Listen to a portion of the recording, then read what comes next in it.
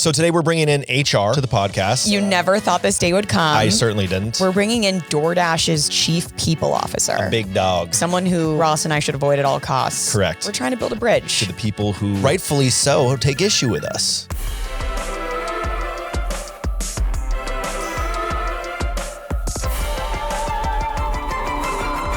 Demoted. What's up, everyone? Welcome to Demoted. Welcome back to Demoted. We're not in the beanbags for those of you watching. And you know what that means? We have a guest. We have a guest today. We're super excited to welcome to the podcast Mariana Garavaglia. And we're going to chat with her today about ways to stand out in the recruiting process. I think Ross and I give our tips on how to make a career pivot, all these things, but it's so helpful to have a professional in this space give you tangible advice and tips on making career pivots, interviewing, all these things. Yeah, and you hear this title, Chief People Officer. It doesn't necessarily mean getting into the nitty-gritty of HR violations and the implementation of HR systems, putting the names in there. It's more about employee experience. Right? It's more about hiring. Yes. Talent. Making a culture that attracts the top talent. And she's got an incredible resume. She actually was a teacher. She was a bilingual teacher for 5 years. Talk about a career pivot. I'm super excited to get into that with her. Went to business school at Tuck. Then she's been at 3 companies. I don't know if you've heard of them: Amazon, Peloton, and DoorDash. You heard of those? Have you heard of those companies? They're small little sort of upstarts, but yes. yeah. She was at Amazon for 11 years. She was responsible for their specialty retail business. She started in the fulfillment centers, which I'm excited to talk about. And launched Amazon's first brick and mortar stores. Yep. So in that 11 career at Amazon, already just commendable. So naturally she pivots on over to Peloton. And she was there for 3 years, including pre-IPO, through the IPO, through the pandemic, and out the other side. Also through this all, she was nominated for Teacher of the Year. I mean, what doesn't she do? And we will refer to her on this podcast as MG. MG. Which her team calls her at the Lovingly company. known as MG. But for the sake of formality, ladies and gents, motorheads from all over the world, welcome to the podcast, Mariana Garavaglia. MG, welcome to the pod. Thank you. We're so excited to have you. Very excited to be here today. First HR leader. Can we call you an HR leader? Yeah. Or, people. This podcast. Not to be confused. Very specific. We like to teeter the line with HR a little bit with this podcast. Some of the stories we get, I don't know if you've listened, but our corporate confessions are pretty scandalous, right? Yeah. And have you listened to the pod? I have. Okay. I have, yeah. Mm-hmm. We're not going to ask you to quote anything from the pod, but just sort of, as long as you know some of these salacious stories we get on here. I've been in HR for a good chunk of my career, so yeah, that's some of them. So feel free to give us your favorite stories. And if you want to share some of your favorite stories with us at any point, please, we're dying to know. We need more content. And the people want to know. The people want to know. Okay, so I'm going to start with this question. You've worked at Amazon, Peloton, now DoorDash. Mm-hmm. Before this, you were a bilingual language teacher. Yep. I found this out in the conference room before. Crazy. What first led you to education and then this kind of big career shift? So I grew up in Argentina. Spanish is my first language. And I remember when we moved to the US and I mean, you just feel like a complete fish out of water. You don't speak the language. You don't know what the teachers are saying. It's really hard to make friends. And so when I finished my studies, I just thought they were looking for bilingual teachers in Texas. And I don't know, I felt like that was a really good thing for me to spend a chunk of my career doing, while I also figured out whether I wanted to do education full time or whether I wanted to do something else. And initially I thought I was just going to do that for 1 or 2 years. I ended up doing that for half a decade. Wow. Then they asked me to go back, the administration asked me to go back to get my master's in educational administration. And then I thought, I don't know if I want to move to the principal role and realm. And that I just didn't feel like that was my calling. And so instead I went to business school, and then that's when I pivoted completely from... Sold out completely. Exactly. You should talk about, Becca went down the principal route. Did you? I didn't know that. You know, we didn't bilingual. talk about that. She did. Bilingual school. We talk about career shifts a lot on this podcast, and I think business school is a clear option that a lot of people consider. Do you have any advice for people where maybe business school isn't an option, who want to make a huge shift like you did? Yeah, I mean, business school was great for me because I'd never opened a spreadsheet. I, was sitting next to the investment banker that wanted to be a consultant, and then the consultant that wanted to be an investment banker. And they all work at McKinsey. And exactly. Somehow. Yep. Yeah. And for me, I was like, I don't know, so for me, it was great. Business school was the right choice, but I don't think it's necessarily the right move for everyone. And in fact, you have to think about like the next 2 years when I'm not working and I'm not getting experience, is it the right trade-offs? I think a lot of times people feel like the only way to do a career pivot is business school if you're in the corporate world. And what I have found is that more times than not, if you raise your hand, and particularly if you're willing to say, hey, look, I can take a step back, or I can take a role that sounds smaller in scope just to get this experience. I find a lot of times that's actually a better path for folks, but it depends. It depends on your circumstances for sure. For me, I wouldn't have been able to have the career that I've had if I hadn't taken that, because it would have just been very, very difficult for me to make that switch. And what was that first role at Amazon? Did you have to swallow your pride and take an entry level role? Like, how did that? My first role at Amazon. So first role out of business school. So out of business school. So we're living in New Hampshire, and then I take the job at Amazon. My husband and I have been together for 25 years, and we went to business school together. Oh, nice. So we were like the married couple that went to business school. And then Amazon said, we've got this rotational role for you, which sounded awesome. And you're going to start in our fulfillment centers. I was like, great, just put me wherever. And so they put me in the desert in Nevada in a city called Fernley. The dreaded rotational program. Oh, it was like way in the, So it sounds like you're driving a forklift. So I am actually forklift certified. Okay. And amazing. I'm also breathalyzer certified, by the way. Don't bring that on the pod. Hang on. Leave that at home. Leave that at home. We may need the forklift though. And I thought, very convenient. I was like, Fernley, Nevada is in the middle of the desert. So I'm going to live in Fernley next to the warehouse. That way I have a short commute. It was like nobody in like the. I'm sure the hopping young bar scene is great there. So that was great. Also, I was the one that got the 3 a.m. calls if there was like, fights, or if someone needed a breathalyzer test. So that was my first rotation. That was my first job at Amazon. Okay, wait. The fights. Tell me everything. There's just, look, back in the day, this is like. At SKOs this year there were fights. So, No, look, so Amazon used to have a lot of temporary folks. And so the warehouse would go from 1,000 to 3 in a very short period of time. Tempers go, riding high. Tempers riding Q4 high. pressure. It's not Q4 for everyone. Pressure. They talk about the Q4 magic and sales. I mean. Timmy needs his, truck on Christmas Day, and you got to get it out the door. So. I spent $8 for a toothbrush that I need tomorrow. Yeah. And you guys got to give me that. I need it. So it was the first gig. That was my first gig. Wow. I started in HR, and then I moved to operations within the warehouses, and I loved operations. I ended up doing half my career at Amazon was in operations, and then the other half was in HR. So it was very fun. But you can do it all. A lot of my interesting stories about HR violations come from that. What were some early career lessons you learned the hard way? Did you have any mentors or role models kind of on this path to success? I think probably the first career lesson was just not to be so scared about taking chances. I think when I look back, I realized that the best moves that I've made were the ones where I was not sure if I was going to be successful. They're not going to do anything worse than firing me. And then if you kind of get your head wrapped around that, it's like, okay, but the likelihood of that happening is low. And if I try this and I am successful, then the opportunities I have kind of afterwards are going to be much higher. So I think my first career lesson was like, just don't play scared, because I think a lot of times in our head, we make the worst case outcome just be a lot worse than it actually is. So we joke about this. We joke about this all the time. It's like, nobody's going to die from anything that we do. Yeah. And all the fire drills, everyone freaking out. It's like, guys, step back. It's not that serious. It's not that deep. Yeah. It's hard because, we're in our heads and it's our life. And so it's like, but at the end of the day, if you can kind of try to separate yourself from making that risk so big in your head versus what it actually is, it gives you a little bit more freedom to take some chances.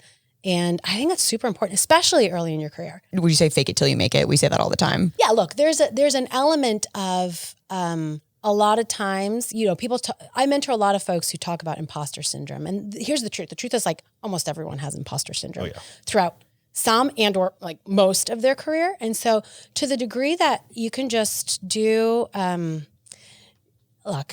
best. Try to get as educated as possible. Try to get mentors along the way. Be super curious. Have a really open and learning mindset. But if you're just thinking like, if the thing that's in your way the most is you, then try to get out of your own head and fake it till you make it. I like that. The ego loves to fight itself. Yeah. It loves to. Yeah. Did you mention, were there any mentors specifically of For yours you? that?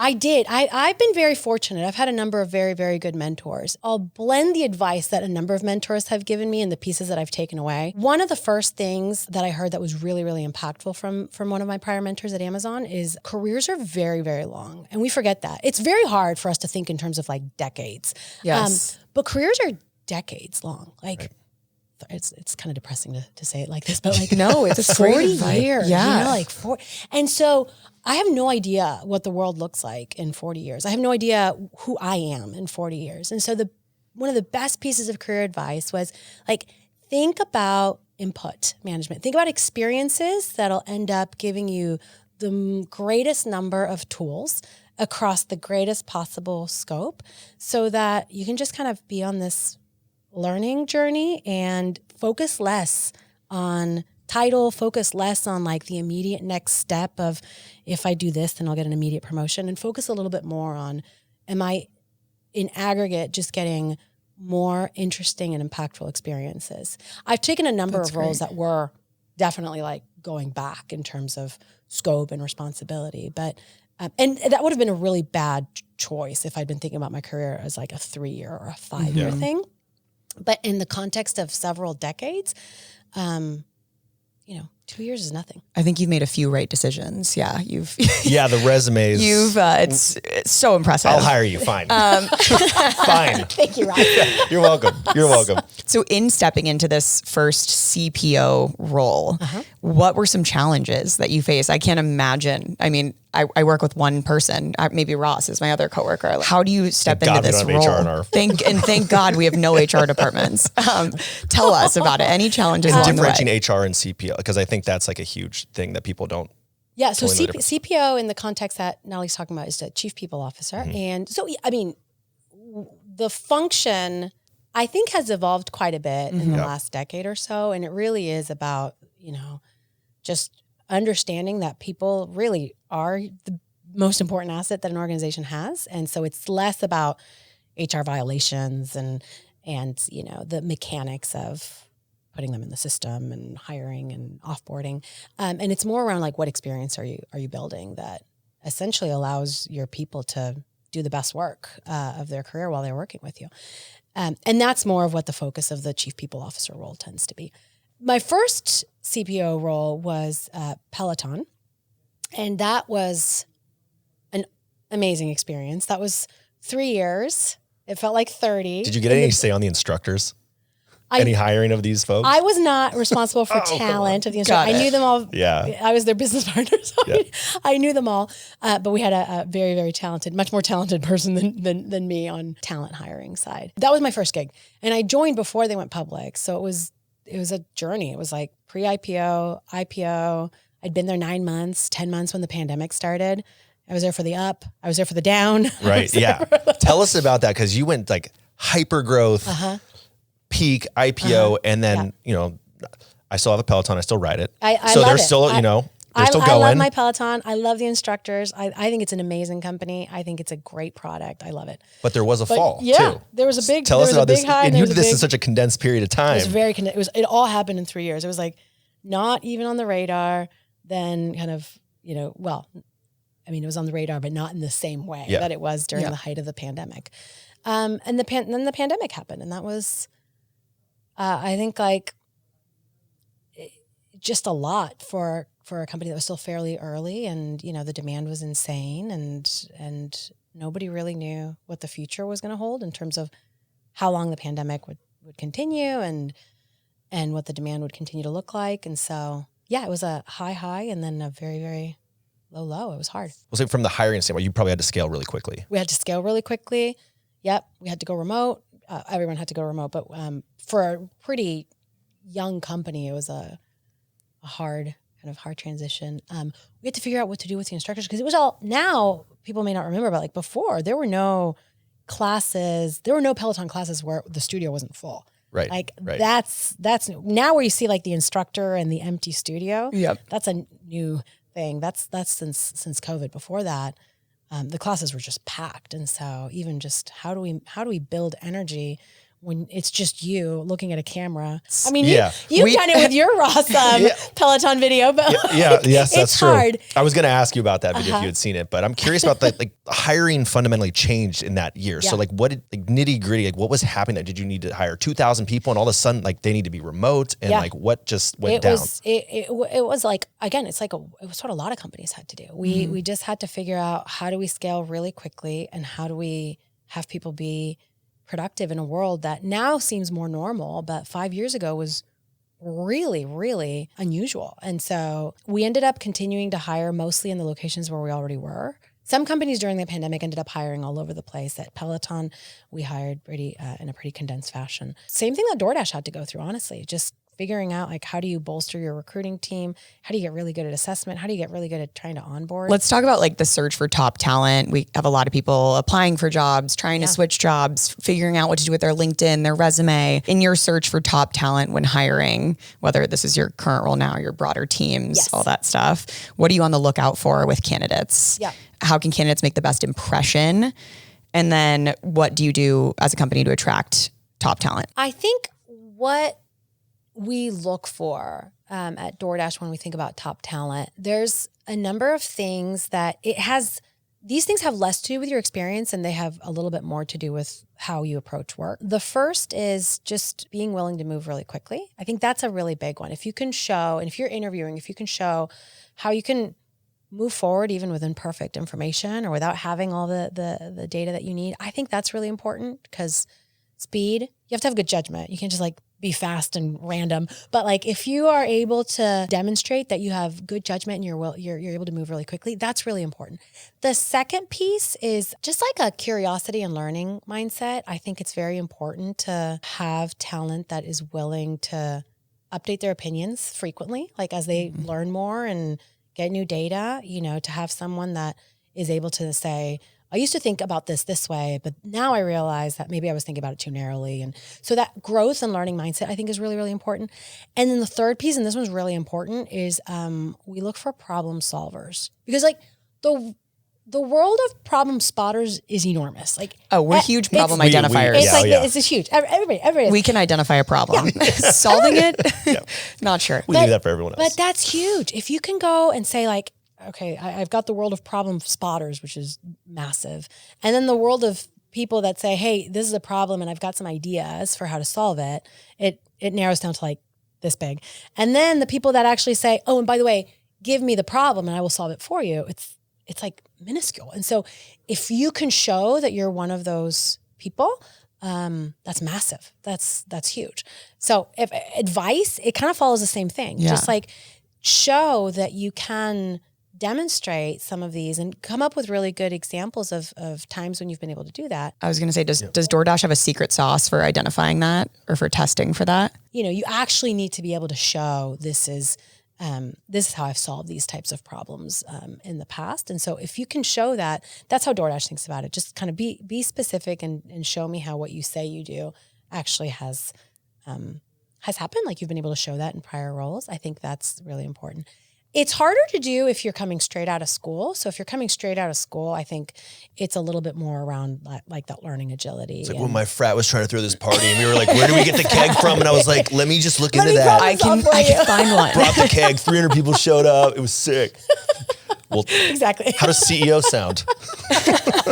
Perfect. You've got it. So is that a question you guys ask? Is like, tell us about a time you found a problem, solved a problem. Yeah. And that's, in fact, I think if I can turn this to like, if your listeners are wondering, how do I show up as well as I can in interviews? That recipe is pretty similar for a lot of companies. And for people who interview, like think ahead on what you want, what message you want to get across. A lot of times people that are interviewing are like, I'm just going to sit here and I'm going to wait for them to ask questions. And then I'm just going to answer whatever pops in my mind. And you should, as a person that's being interviewed, try to think about how do I take control for part of what I want to make sure that this person who's interviewing me remembers at the end of our 30 minutes together. They're going to talk to a lot of people. They have 30 minutes with me. They're probably going to remember 2 or 3 things. If I haven't written down what those 2 or 3 things are, I haven't done myself the kind of the service of actually showing up as strong Have as that they can. plan. Exactly. Let, have a let plan. that plan be your guiding that light. plan Yeah, be your guide. that's Exactly. helpful. What about from the attracting talent side? What does a DoorDash do to say, like, there's a lot of good people out there. Yeah, but they might be more in the driver's seat nowadays to get, good talent. But I think great talent looks for a couple of things. Usually what I have found is that they want to work with excellent people. They want to solve interesting problems. They want to have autonomy, and they want to have growth. Those 4 things. And so what we try to do, we work really hard at trying to build a company and jobs that give you all of that. And I think that ends up being a really important recipe, because as I think about some of the most interesting jobs that I've had, as I talk to people and talk about the most interesting jobs that they've had, those 4 things tend to be pretty true. And that's true across both like job functions and industry, and also level and experience. People want to do interesting, good work, and they want to be able to have autonomy, and they want to be inspired by the people that they work with. So we focus a lot on that. Those are the inputs. We feel like if we get those things right, then that'll allow us to attract really great talent organically. So we get a lot of listener submitted stories, HR violations, outrageous office behavior. I mean, what I'm going to ask should be fairly obvious, but I'm going to ask it anyway. Ask it. What are the golden rules of staying within the good graces of HR, and avoiding controversy? Don't go to sales kickoff. Don't it in Vegas. Don't make videos like we do about our job. Yeah, exactly. No, look, work should be fun. Work's a really big part of your life, so it should be fun. I think if I had to summarize like the biggest HR violations, they all fall under the bucket of people forget they're at work. That's it. Like at the end of the day, just have fun, build friendships. All that's great, but just don't forget you're at work. Every Don't forget you're at work. violation I could think But about. what about when you're in Vegas and your whole team's going to the club? What if work's at happy hour, right? And then you're wondering, you've been here for still at 6 work. hours, You're you're still grinding at on your gun. What about then? You're still at work. You are still at work. Don't forget that, folks. Don't forget you're still at work. It's very simple. All right, I think we should transition over to Dear Demoted. We've got a couple submissions. Okay, perfect. We've got 2 of them. Yes. I'm sorry about our reading. We're not good readers. Our reading is really It's not great. one of our strong suits on this podcast. The which is why listeners I'm gonna will not hear it. Which is why I'm going to make Ross start. Okay, go Russ. You will hear it. Oh, good. You picked the long one. Yep. Way to Go for it. All right, here we go. Hi, everyone. I was recently laid off from my marketing role, and I'm on the job hunt. I am regularly receiving interviews and getting positive feedback from hiring managers, but I'm not receiving offers. I know that both of you aren't necessarily recruiters, but have extensive experience in the corporate world and figured you both could have something relevant to comment. If not, no worries. By the way, I totally enjoy listening to the pod and getting a good laugh in. Thank y'all for hosting and being entertaining. Well, guess what? We have someone who is qualified. MG, what should they do? Well, okay, so I'll first off start by saying that I know how frustrating an interview process not going well. I know how frustrating that can be. Or at least seemingly goes well, and then it's like, and then seemingly, drop off. and what's going on. So keep going through the process, as painful as it might be. However, I do have a couple of tips. The first one we already talked a little bit about, but if you haven't gone through and just like written out, what are the 2 or 3 things that I want this person who's interviewing to remember about me, do that. Like write, particularly if you're talking about a marketing role, like write out what the things that make you you, what your personal brand attributes are, write them down, make sure they're very clear, and make sure that you're weaving them as organically as possible into the like politician, like thanks for that, but here's what I'm going to answer instead. As organically as possible.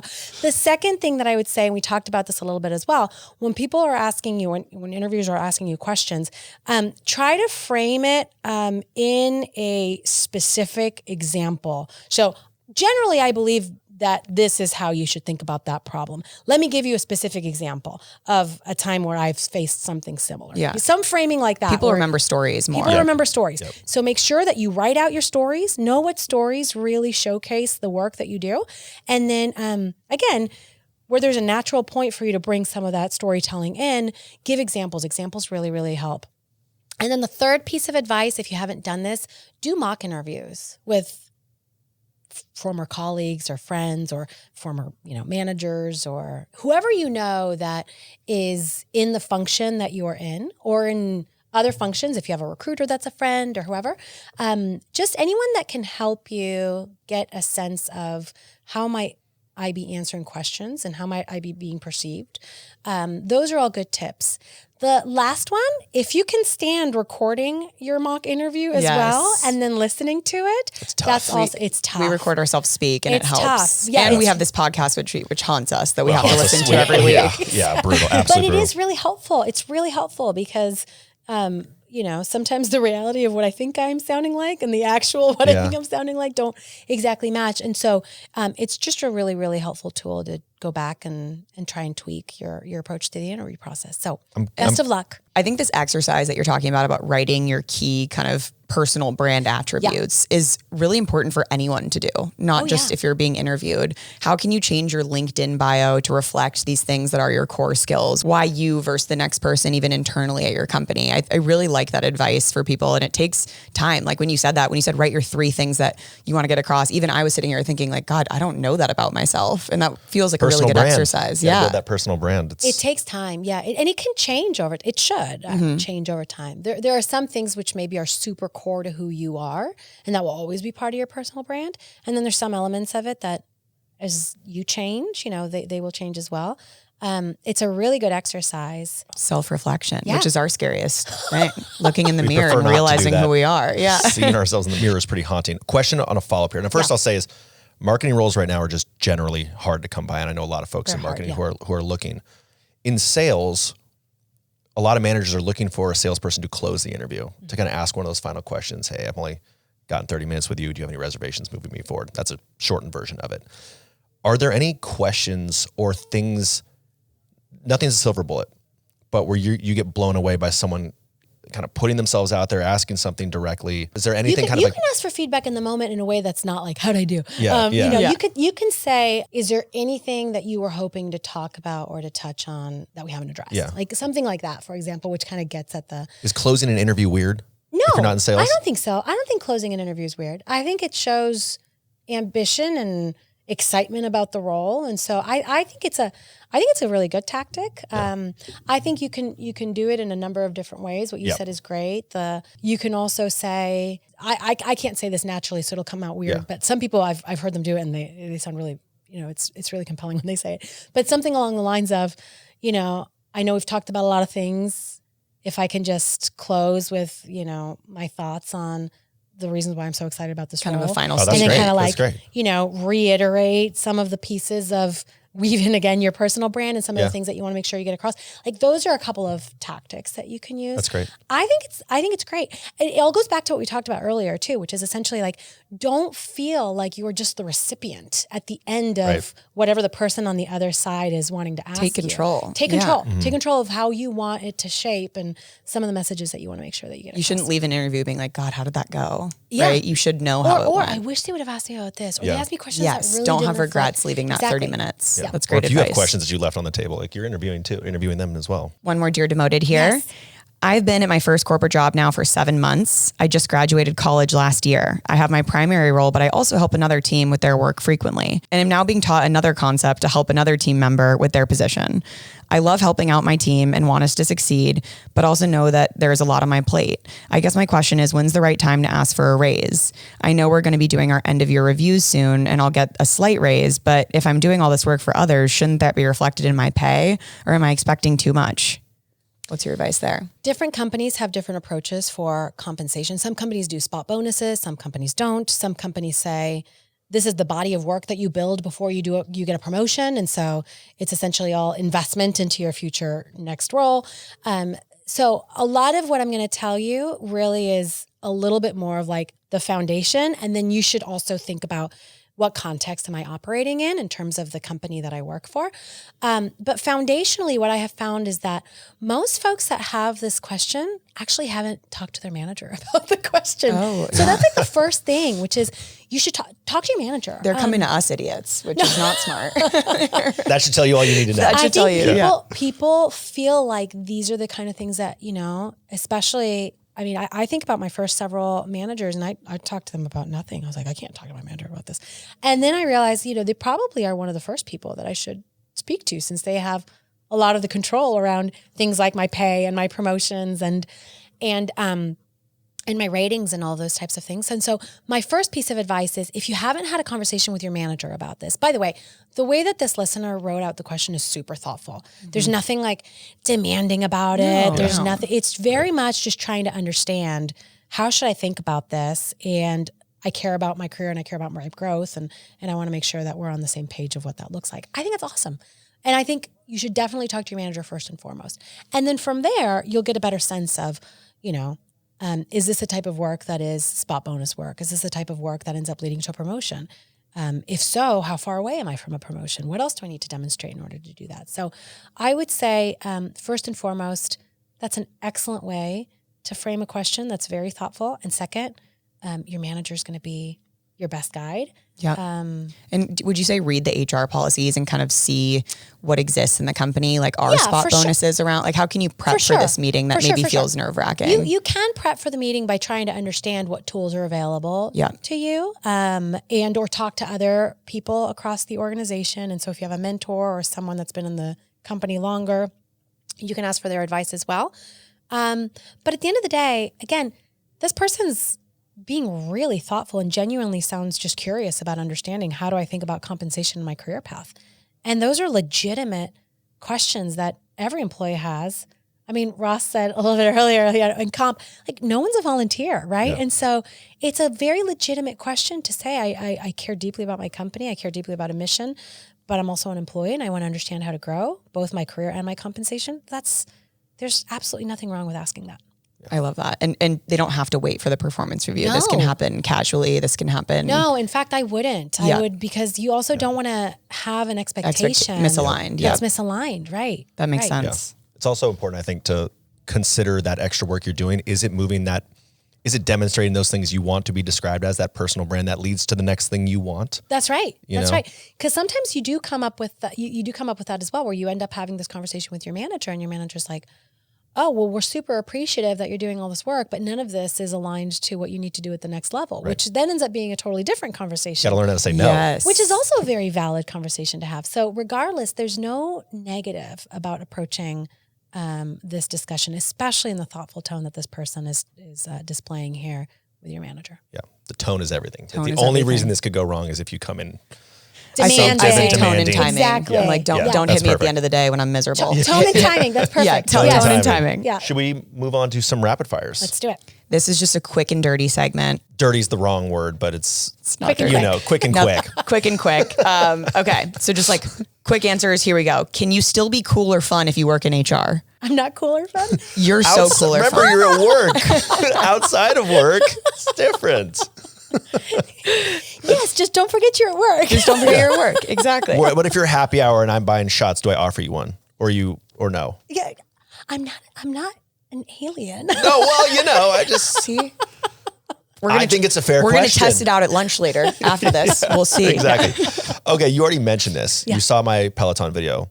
Mm-hmm. Did you see it while you were at Peloton? I saw it after. You saw it after. Okay, because I was going to ask if that was going around there. I had most of the instructors on it. I know. I don't know about you know a lot about all the instructors. I know.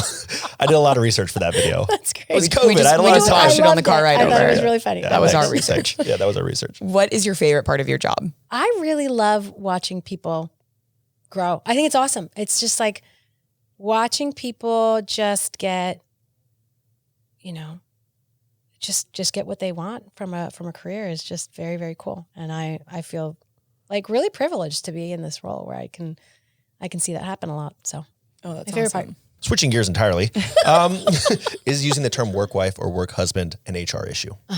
I mean, just remember you're at work. I hate that term, but people use it very frequently and they think it's totally fine. I'm like, what about your real husband?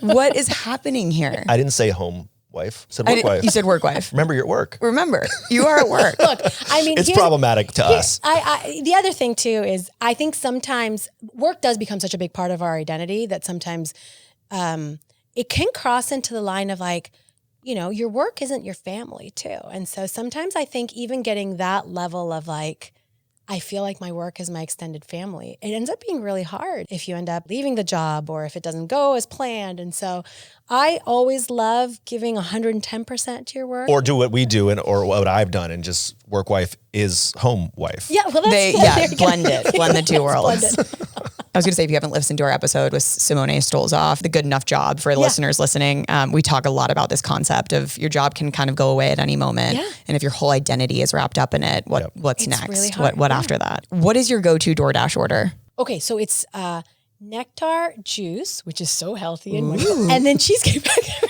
Oh my God, Cheesecake Factory is so good. You combine them. It's How do you awesome. pick what's on that? How do you pick that menu something? is huge. I know. It's a novel. It's like reading Moby Dick and I trying know. to figure out. Totally. I can't imagine doing You that just on the kind of DoorDash scroll site too. and just close your eyes and pick. Kind of a roulette Yeah, just situation. Figure I like out sort of that. which B minus item you're going to get. They're all kind of hover right there. Other than the pies or the cheesecake. It's a cheesecake and the juice. Oh, it's the cheesecake. Oh, just the it's just the cheesecake. Just the cheesecake and the juice. You're not getting the good. salad that's as good big balance. as this table. Yeah, great balance. Okay. All right. This is a listener submitted one. Do people that are looking to hire really read LinkedIn recommendations, or is that just noise? I mean, I don't want to speak for the whole recruiting industry. I don't read them. Okay. Fair. Okay. Good to know. That's why I throw out I like random that hot recommendations take. to people. You do. Absolutely absurd, unhinged recommendations. That That's is like my so weird guilty pleasure. And I see if they accept it. Stop it. Yeah, I'll show you a couple. They're I need very to see strange. them. You're so They're very the strange. stuff you do in your free time is so funny to me. yes. Okay. Who were better behaved, your English students or Peloton trainers? I'm going to pass. For sure, the students. I mean, come on. That's why they're called talent. We know what we deal with talent. Yeah, what when that you deal means. with talent, it's a little scary. Okay.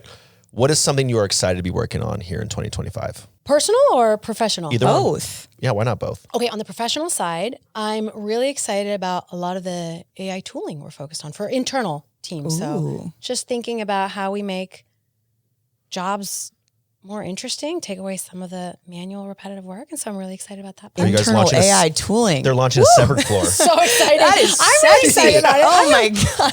Okay, wait, Wow. wait till Open you, the window. okay, Yeah. wait till you hear my personal update. Okay, Here's what I'm first really off, excited. okay.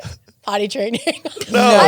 I have an almost 3-year-old, 2.5, almost 3-year-old. Oh my gosh. That my whole life is toddler life. Ross has one on You the will way. be there soon enough. Ross, in what year are we in? 2025. In 2027, your personal goal will be potty training. Potty as well. training. Call me in 2027. Yeah. Call you then. I'm going to need all the tips. Oh, God. 2027, a year to remember for me. 2027. God. Well, you have been incredible. It's Thank been you so fun. so much for coming on Thank you Demoted. for Thank you, walking guys. into the lion's den and enduring us just poking about HR stories. Where can people find you if they want to see some content from you? LinkedIn is great. Not the recommendations. Not the record. Yeah. Yeah. I mean, feel free to read Yeah. them. Feel free to read them or Don't ignore take them. anything from them. Whatever you want. MG, thank you. Thank you you. so much. That was a great interview. I loved hearing her takes and her actual tangible advice on how can I stand out in an interview. I loved her advice on the first Dear Demoted and both of the Dear Demoteds. It's like, here are some things you can do to stand out, to be better, and also keep your head up because I know the recruiting process is pretty dark right now. Yeah, of course. And I mean, it always takes courage to step in here with us, especially when you're running a major publicly traded organization, to be like, what are they going to say? I know. What stupid things are those people going to say? Is my career ending today? And hopefully not for her. Her career will be fine. Her She's career got will an be incredibly, her resume speaks for itself. I think, I love that she talked about how LinkedIn recommendations mean nothing. Well, not that she didn't say that. She said she doesn't read them. You believe that too. I didn't realize that. Yeah. I take that so seriously. The recommendations? Yeah. Oh my God. I mentioned it. I'll read some of them later, but not so much. It's more, do you have one? Like, what do you look like? What are some of the keywords on there? I don't, recommendations, everybody knows. It's like, let me ask my friend. Let me ask someone who's not going to I give an forget unbiased. that you're a sleazy sales guy and Right. you would ask your friend to give you a recommendation. Yeah, and change his title on there so it Yeah. looks like he was my boss. He was your boss. Like, that's hilarious. Exactly. You want to talk about something relaxing? We are now entering into the recline of civilization. Everyone talks about FOMO. You know what I want to feel? JOMO. You know what that stands for? Joy of missing out. Something I feel immensely when I am in a love sack recliner. Are you talking about the new Love Sack Sactionals with a reclining seat? Yes, I am talking about that. Head to lovesack.com or you can find a showroom near you to stop by and build your dream living room setup featuring their new reclining seat option for their modular Sactionals. Check the description below for the promo code we're offering our Demoted listeners if you're in the market for a new Sactional. So next time HR calls you into their office at 4 p.m. on Friday, here are some things you can say to them. You call me into these meetings so often. I'm starting to think you have a little crush on me. It was a prank, bro. Chill. If I was compensated more, these types of things wouldn't keep happening. I would never bribe HR. But if you had a price, what would it be? I am not speaking without legal counsel present. And if this is about me making a pass at Joe from legal, I'm not speaking at all. Okay, I plead the fifth, which is ironic given that pounding a fifth is what got me here in the first place. Sorry I'm late. I was smoking a doobie. I love the word doobie. Me too. Love it. A tasteful doobie. Yeah. Little doob. And you want to know one way to know someone doesn't smoke weed? They use the word doobie. They use the word doobie. God. Or they're over 45 years old. I should smoke weed. Maybe I it would used help. to have these little things that I would carry my joints. They were called doob tubes. Okay. And that's why my friend had them. we'll just tell you guys, we got one stoner on the pod and it's not me. My friend, it wasn't me. Drug test me. I'll fail. Please don't. Okay. I literally blacked out. If I can't remember, it didn't happen. What are you talking about? I don't remember it. Like, I don't remember, so it didn't happen. I have really good memory. That was someone else. Yeah. This was me waking up in Aspen on Sunday being like, who was she? And I'm sorry to all of you. Yeah. I hope we can still be friends. You come out, your hair's just all messed up. You look like shit. First of all, I want to I'm apologize. covered in champagne from Cloud9. For whatever I did. I'm sorry. I'm really sorry. Thank you to whoever got me down that mountain. Yeah. I don't know how I ended up here Here from we A to are. B, but thank you for whoever that was. Good morning, The Sherpa. everyone. Yes. Should we get into promoted or demoted? Let's get into promoted, demoted. Promoted or demoted, bragging about HR violations. Demoted. It actually low key takes a lot to get sent to HR. It's also just so not cool. It's not that cool. It's not a badge of honor. We might claim it to be on this podcast, but it's Mine not. was a badge of honor when I got called into HR for corporate bro. I got called in as well. Do you want to share that story? Yeah. I mean, it's brief. I mean, I got the classic HR thing. I was like, oh my God, like what happened? And they did the same thing. You're not in trouble. Yeah. I'm like, okay, cool. And they were like, so it was pretty chill. I went on a walk with them and they were like, so what's this like corporate bro thing? And I was like, oh yeah. Like, I mean, I kind of told them, I was like, look, I don't use logos. I'm not trying to hurt anybody here. I just come in on the weekends. I do my job, but I come in on the weekends and I shoot these little videos. I never put our logos here. I like, don't want anybody to think. They're like, oh, okay. We didn't realize this was like a thing. We thought, like, we didn't have a lot of information on it. I'm glad like you're intentional about this, but also can you please sign some stuff so that the company has no liability? Yeah. Yeah, sure. Of course. Sign the shit out of that. Yeah. Yeah. Mine was, strangely, I went in and I thought I was getting fired. And then it was someone had reported me for doing a Dell partnership because like we use Dell and they're one of our vendors at Palo Alto Networks. Yeah. I was like, who hates me here? Right. Like, What a weird- so strange. They're like, you just have to disclose your partners with us in case they're our vendors. Got it. I was like, great. How about you just fire me and give me a nice severance? Because I got to get out of here. Yeah, I'm busy actually. I'm already on my way out. I'm going to film Sales or Dope in LA with my buddies. Right. And that was like your first brand deal. Dell, That was, right? yeah, Right. one of the first. And because it was in that squarely in that B2B kind of space, they were like, Yeah. Well, I'd say it all worked out.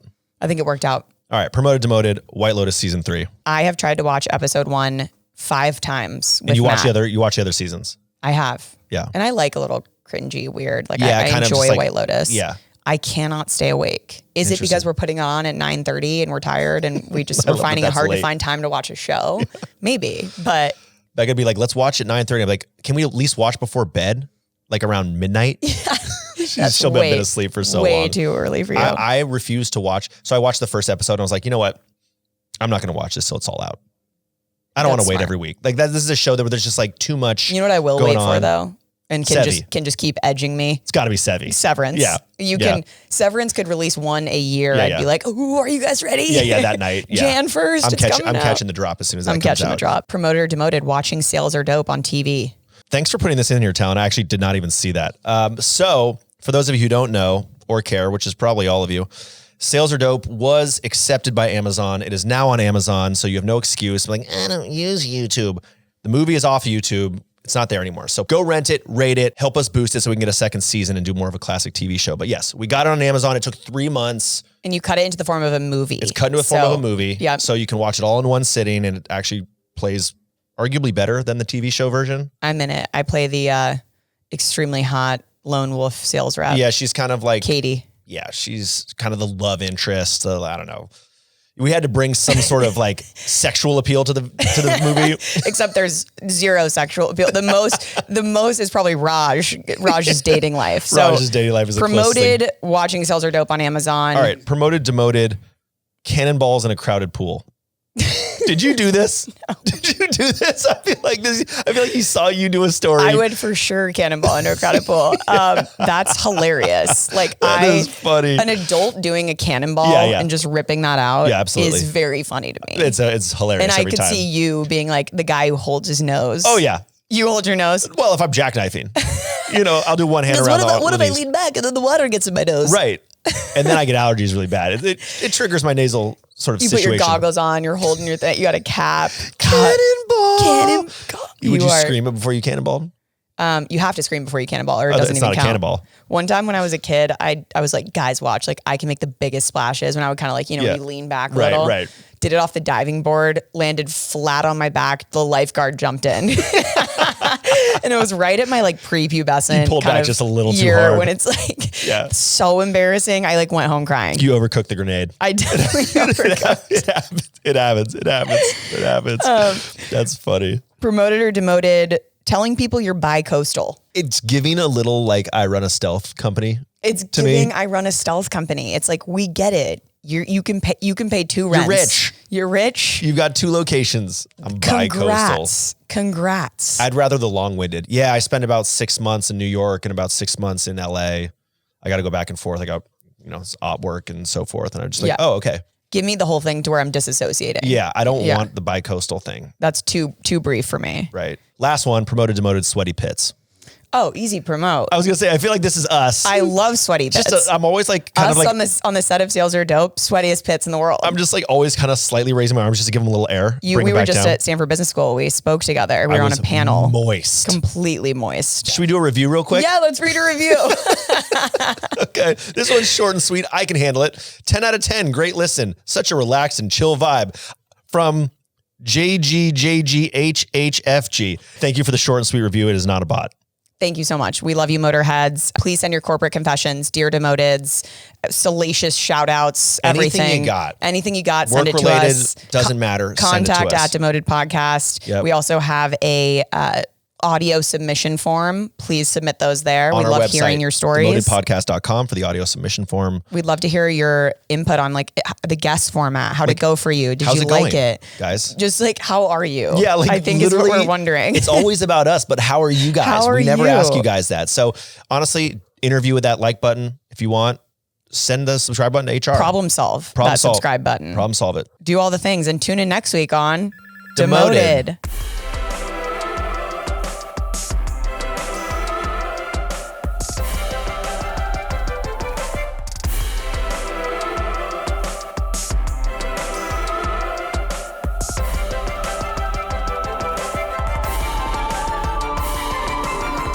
Demoted.